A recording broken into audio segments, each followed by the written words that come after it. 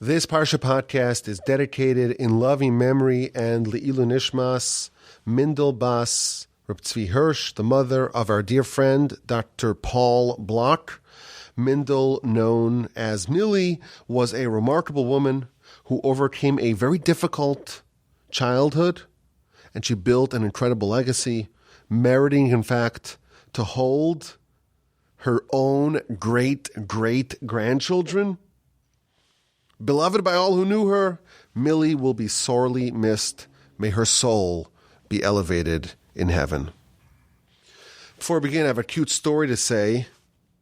In my son Yehoshua's school, so the kids, they rotate, the 8th graders rotate who is going to read from the Torah, who's going to lane every Monday and Thursday. And Yeshua, given that he had his bar mitzvah a couple of months ago, he signed up for Parsha Haazinu, for this week's Parsha. Now, he doesn't know how to lane. He's a little kid. He needs me to train him. The truth is, I'm not really an expert, but I know how to read with the cantillation marks. And if you've practiced enough times with the cantillation marks, well, then you train yourself to be able to read it even without the cantillation marks, and you can read it in the Torah. So last night we were practicing over and over again, and when he got to school this morning, he was able to read it flawlessly. Now, I prayed elsewhere. I davened elsewhere this morning.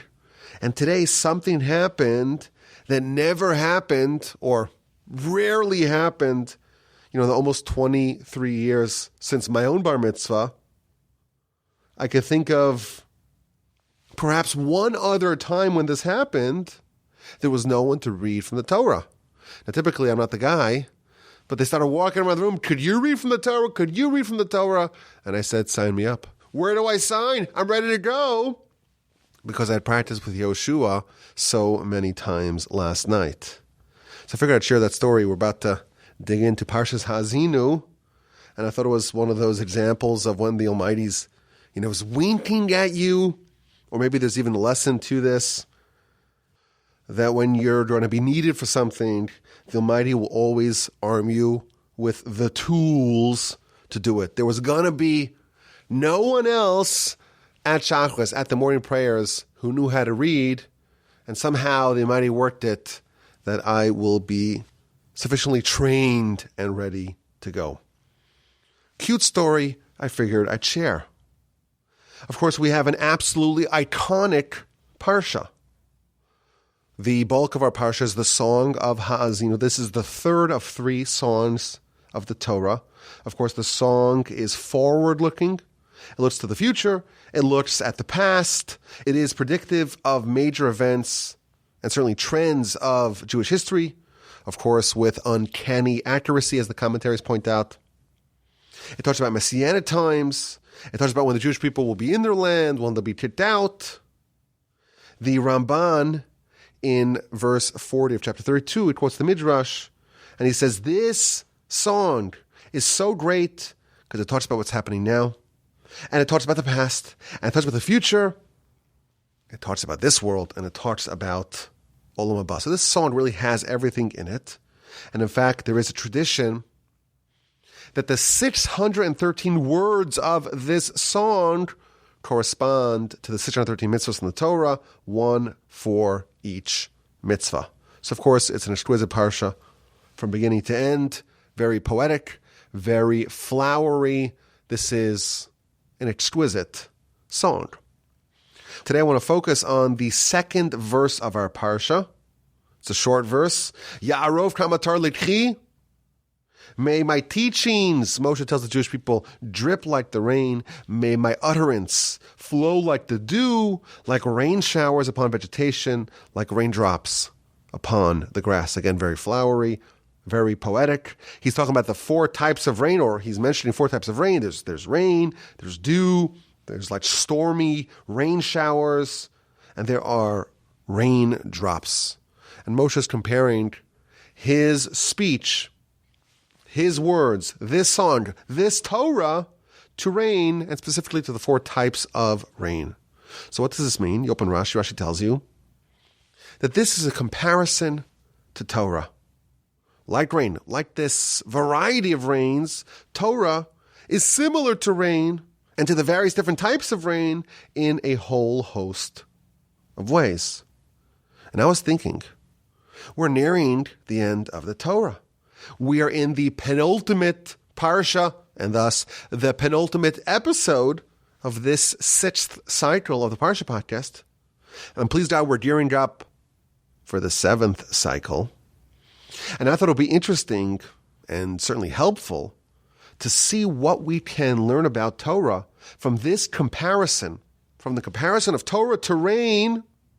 I wanted to survey the various ways that Torah is similar to rain and to the variety of rains. And when I examined the sources and I looked at the commentators, of course, starting with Rashi, but moving on to some of the other commentators, what I discovered was an absolute masterclass on Torah, on what our relationship with Torah ought to be, what is expected of us as we approach Torah, how we benefit from Torah. So that's what we're going to do today. We're going to survey the various teachings, the various commentators, and assemble from them lessons about the Torah, an incredible compilation of lessons, all sourced in a single verse. With only one verse and the comparison to rain, we can learn all about what Torah is, and maybe we will discover why it's not just us who are obsessed with the Torah study. Jews throughout the millennia, throughout the centuries, throughout the exiles, the ups and downs, the ebbs and flows of our history have been obsessed with Torah. Maybe we'll find some answers.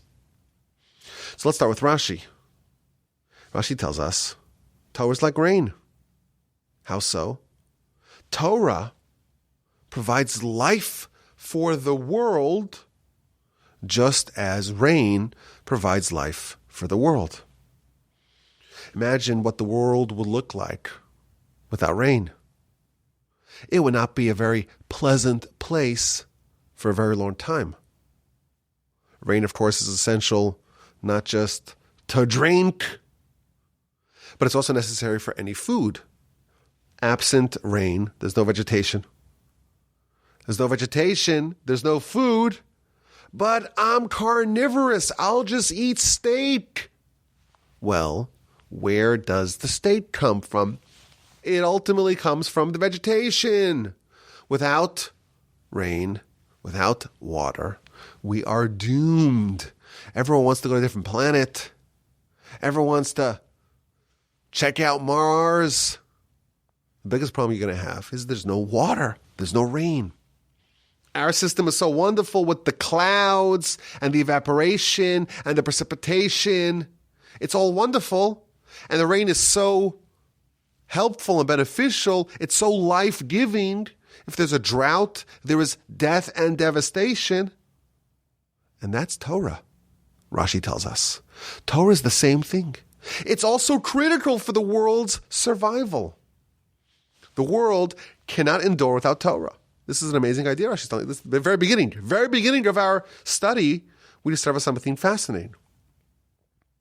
Torah is as essential to the world's continuity as rain. Without Torah, there's no life. Without Torah, there's devastation. This is an idea that Rashi brings many places. The Talmud talks about it. Torah ensures the continuity of the world. And now we have an example. What would the world look like without Torah? Absent Torah, the world would be similar to the barren wastelands of Mars and Jupiter and Saturn. Any place that is inhospitable to life without rain. That's a pretty intense way to start this study. But let's move on. Moshe tells us that it's also like dew. Well, if we already have rain, why do we need dew? So Rashi tells us that when it rains, most people are happy, but some people are not happy. Why? Because they're traveling. And suddenly the roads are muddy. And they had a baseball game planned, and now it's rained out. And they wanted to go spend some time at the beach, and now it's all sloshy and muddy. Or Rashi tells us someone had a cistern, a vat full of wine, and now it's been diluted. So rain, it does dampen the spirits, pardon the pun, of some people. And Torah, it's just good. There's no bad. And therefore, it's like dew as well, because everyone loves dew. Dew is the lighter precipitation. It doesn't disturb anyone, but it still provides immense benefits for the world. Torah is like dew. It spawns universal joy. And Torah is also like a rain shower, says Rashi. When a rain shower comes accompanied by stormy winds, that ensures that the grasses, that the vegetation, they grow, they flourish, they blossom, they flower. So too, the words of Torah make a person who studies it grow and flourish and flower and blossom. And Torah is like droplets, strong droplets, says Rashi. The final kind of precipitation of our verse, Rashi tells us, it is a strong raindrops akin to arrows being fired.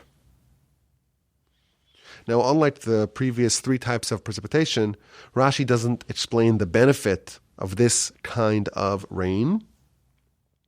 Perhaps we can speculate that the term that Rashi uses, Rashi says that it's called revivim.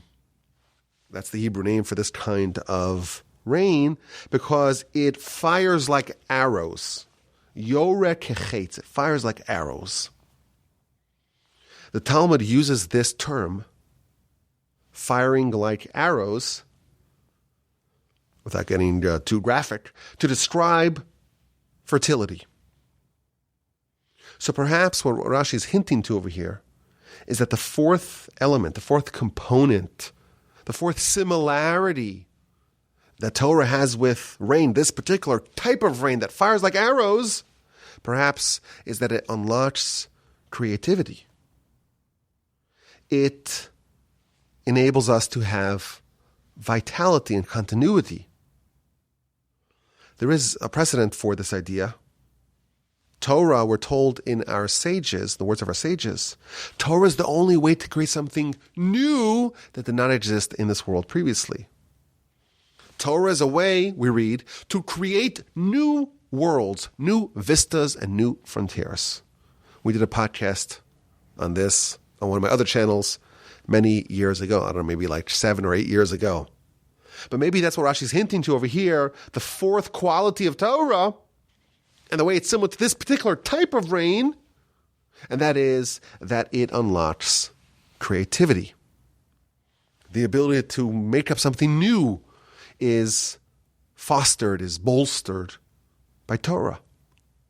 So just getting started over here in our study of what Torah is all about, and why Moshe would compare it to rain and the variety of rains that he mentions, Rashi tells us 4 things.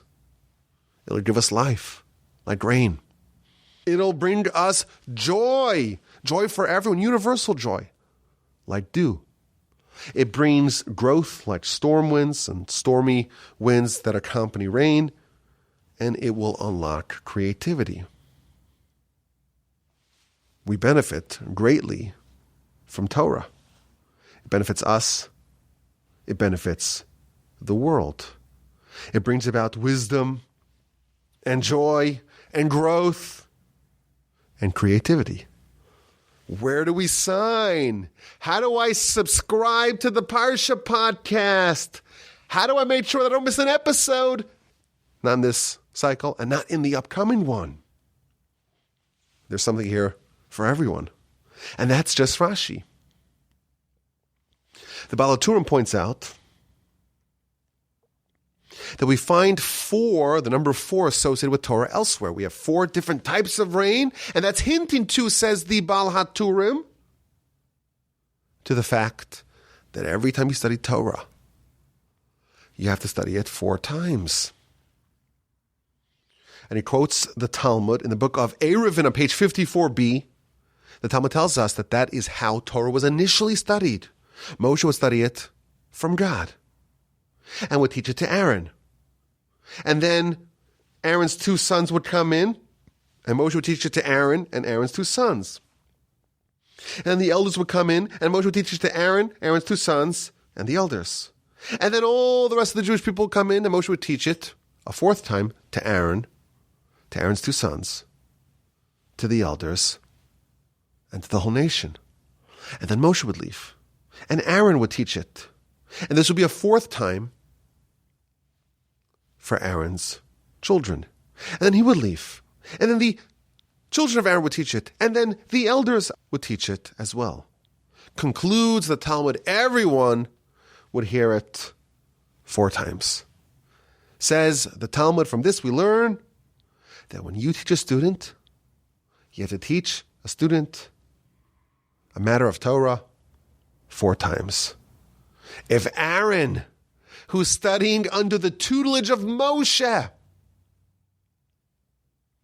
and he had to hear it 4 times, his grasp, his understanding, his grip on the material was insufficient after only 3 times.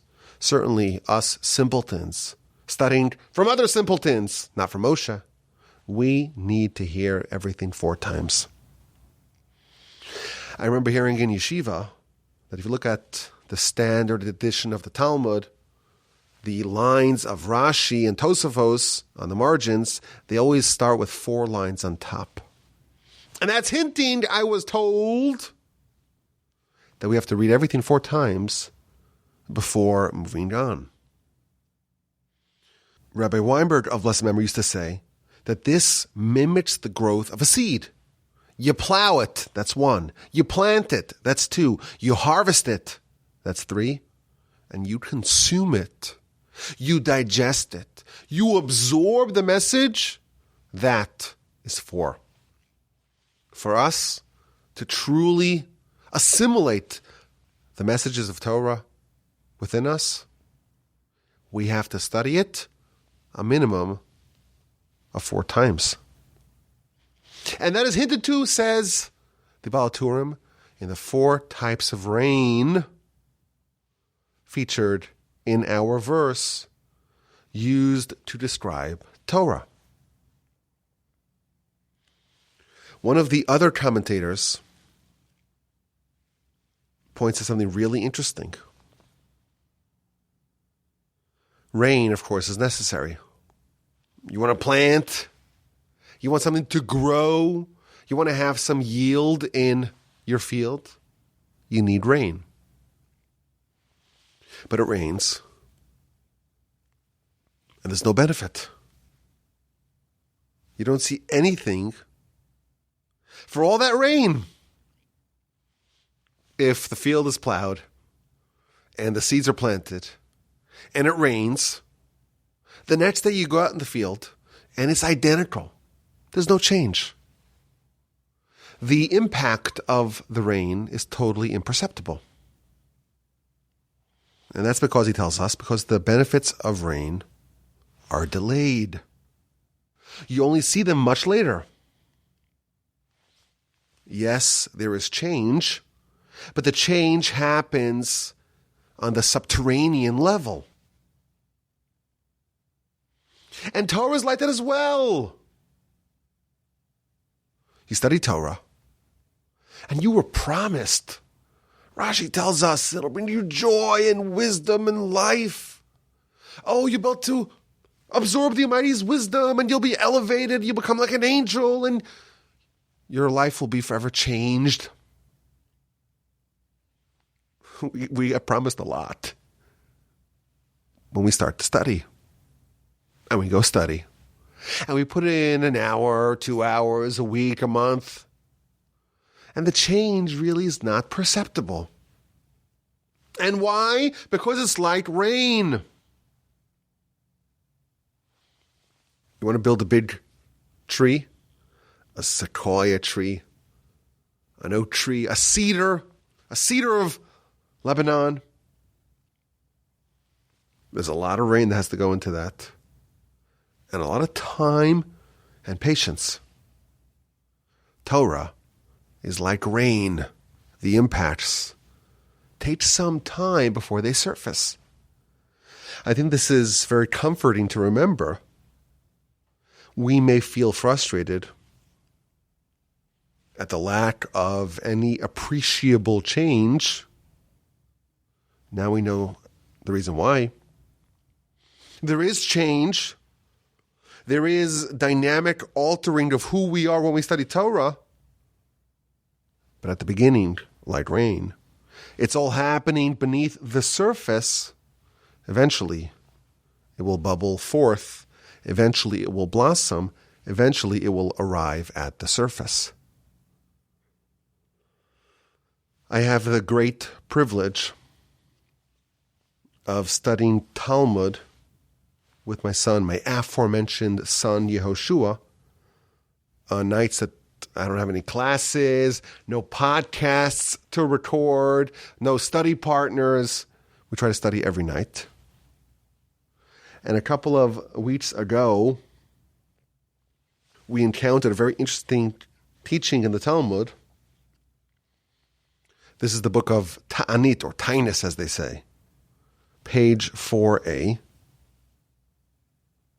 The Talmud says that a young, dynamic Torah student is like a seed underneath a clod of earth.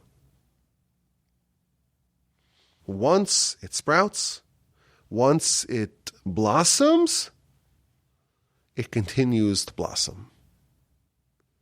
That is the statement here in the Talmud on page 4a of the book of Ta'anit.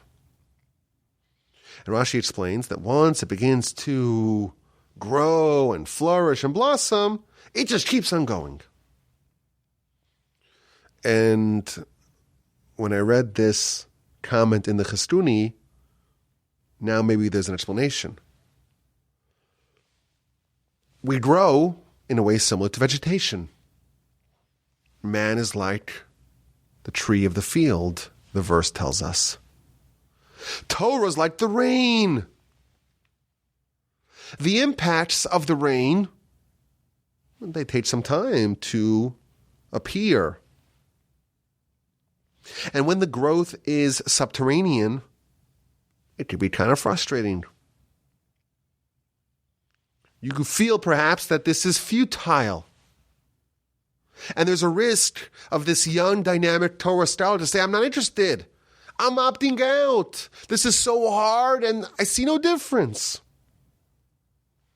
But once it surfaces, once it blossoms, that's it. You've hit some pay dirt. And now, once you ascend, you're like a runaway train. You're a force to be reckoned with. You've had some success. You've seen the byproducts of this rain. And now you know it's not futile at all. And now you're just going to continue on watering, and the plant will continue on growing and blossoming forth. Another incredible idea about the comparison between rain and Torah. There's a very long comment in the overcame, and he makes a bunch of connections between Torah and rain. The first thing he tells us is rain, well, that provides life and vitality for the world. And Torah is like rain in a literal sense because it is the means of exchange for sustenance and rain. Why does God give the world rain? Why does God ensure? In what merit do we earn rain and its concomitant sustenance? It's because of Torah. There's a transaction that happens over here. We buy, so to speak, the rain with Torah.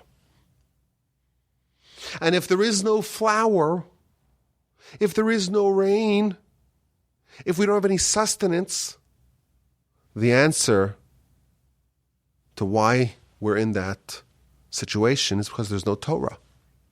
You have failed to buy it. God lets us buy on credit.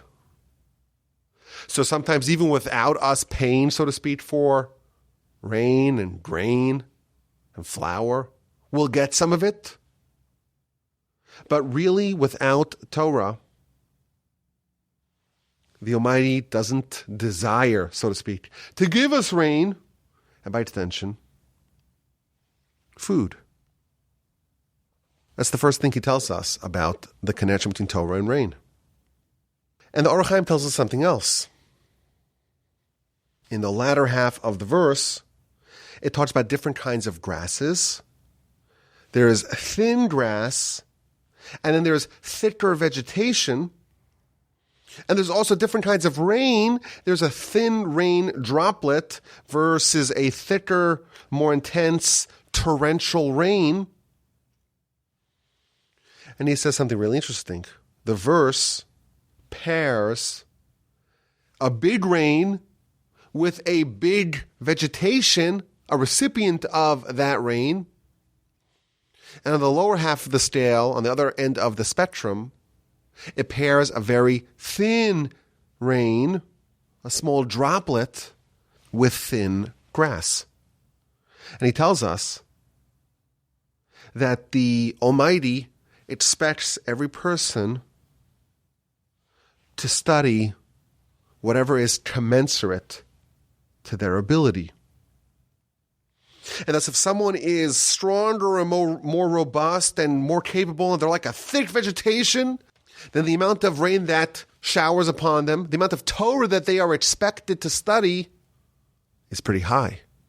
If someone's just a feeble, thin grass, then the rain that descends upon that grass is an easy droplet, a pleasant droplet.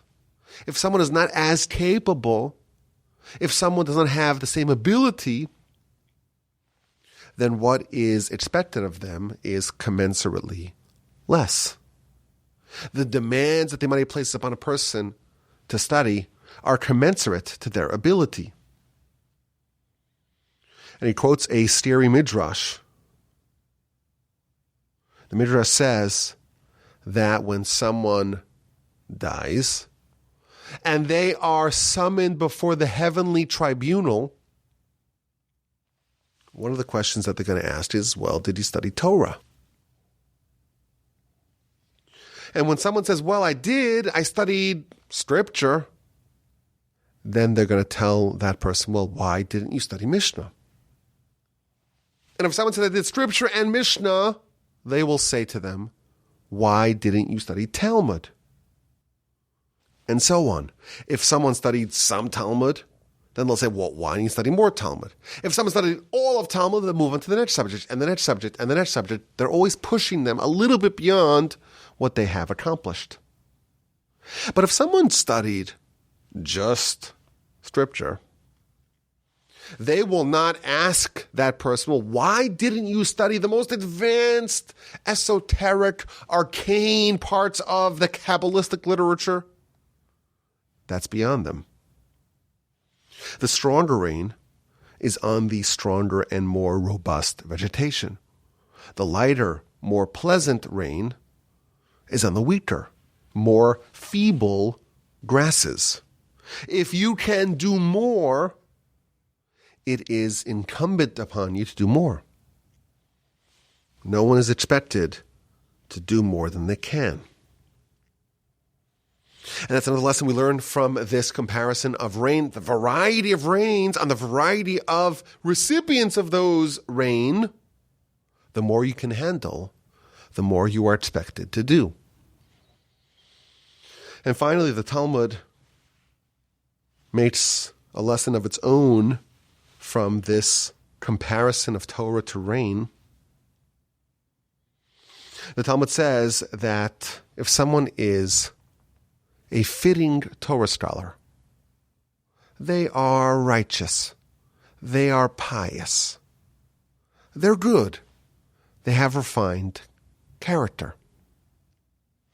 Someone like that, they're supposed to be like the dew. It's very pleasant. It's very nice. It's very easy. But if you have a Torah scholar who's not refined, who doesn't have resplendent character, who is lacking in their behavior, who isn't living up to what's expected of a Torah scholar, someone like that should be killed, the words of the Talmud, should be killed with a torrential downpour, in a hurricane, in a tsunami, in a cyclone. My grandfather, blessed memory, quoted a teaching in the name of the Gaon of Vilna.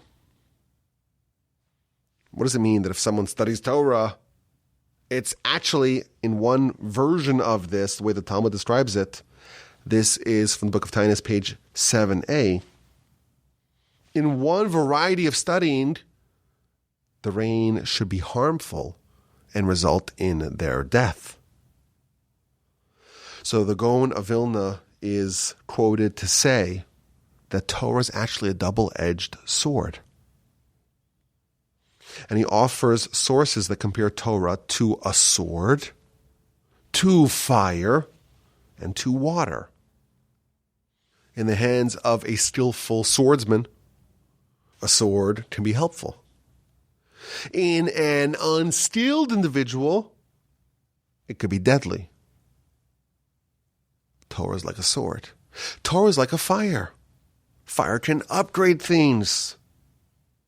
You could make metal, and you could improve food, and you could do clay and brick making. All kinds of great things can be improved with fire.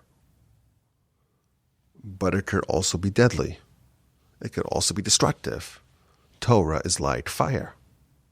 And Torah is like water. It could quench your thirst. It could raise your produce. You could also drown in it. And the idea is a powerful idea. He quotes the Talmud. There's water, there's dew. They descend upon the ground, and they make things grow. What grows? Well, trees and plants and vegetation, but also thorns and weeds and thistles. Moreover, he points out that the weeds actually benefit more from the water than the vegetation does. Torah is compared to rain, to dew, to various types of precipitation. Torah will facilitate growth. And who's the plant? The plant is the person.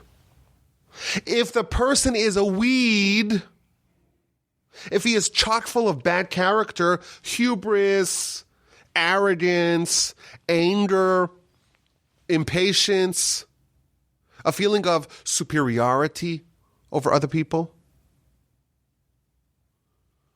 if the person is weeds, the Torah will make those weeds grow, and they'll grow even more wild than before.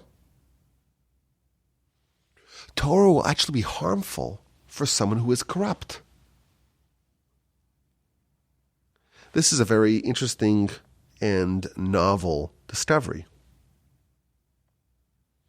Torah is like rain. And this rain will cause the plants to grow. What kinds of things will grow? Depends what kinds of seeds we have in the ground. We would have thought that Torah is just good. Deposit Torah upon someone. And no matter how terrible they may be, no matter how awful and execrable their character may be, they'll flourish. They'll improve. It'll happen on its own magically. The Gaon of Vilna reveals to us, based upon the Talmud, other sources, that is not true. Torah is like rain. It will augment and amplify and increase whatever the person is, whatever the plant is, whatever we have started here in the ground. If that is good, we'll have a lot more good. If that is bad, we may end up with some more bad. If someone is rotten and corrupt and evil, Torah will make that grow as well. And he quotes an interesting law that states that if you have a corrupt student, you are prohibited from teaching them. First, they should improve their ways. First, they should upgrade their seed. And only then can you allow them into the academy. Torah is going to increase a person. More power, more intelligence, more spirituality. For the corrupt, they'll become more devious, more cunning. Yes, they will become more spiritual, but what's going to be if they're bad? Now they'll be empowered. Their evil will have an element of spirituality to it. That will be the flourishing and the blossoming of those weeds. Torah is divine vitality. Torah is just the most wondrous thing. It's wisdom from heaven on high. It's divine wisdom. Somehow, magically, wondrously, it's captured in physical terms. But the vitality, the power, is the same unadulterated power that exists on high. And that is like rain making everything grow. If you start off from a point of goodness, you'll have a lot more goodness. If you start off with a rotten, corrupt starting point, that may result in the flowering of evil. The Talmud, in fact, says that you can use Torah to advance the cause, the agenda of the Yetzer Hara. Man is like the tree of the field. Torah is the rain, the precipitation. What will sprout? What will come forth? Well, that depends on what kind of person we have here as the starting point. And thus our final lesson of the comparison between Torah and rain is that there is a prerequisite for Torah, and that is good character, or at least at a minimum, the desire to have good character, the desire to improve. Because whatever you have as your starting point, that is what Torah will cause to sprout. When Torah is matched with good character, that, in fact, is fertile grounds for an elevated and refined person to sprout forth. What we've taken away from this single verse at the beginning of our Parsha is a masterclass on Torah. Torah is like rain. Various types of rain. Strong rain, windy rain, dew, rain droplets. And that is falling, that is flowing upon the grass, upon the vegetation. And Rashi tells us that like rain, Torah gives us life. It feeds our soul. Like dew, it brings joy. It ensures growth. It strengthens our creativity. The Baal HaTurim tells us that there are 4 types of rain to symbolize the requirement to study everything 4 times. The Chistuni reminds us that the benefits are delayed. The rain is only translated into growth months, maybe even years later. The overcame tells us that Torah is the means to get flour. If there is no flour, that is a sign there is no Torah. Abstaining from it results in famine, drought, and death. You would have thin rain on grass, heavier rain on thicker vegetation. Everyone is expected to do what they can do.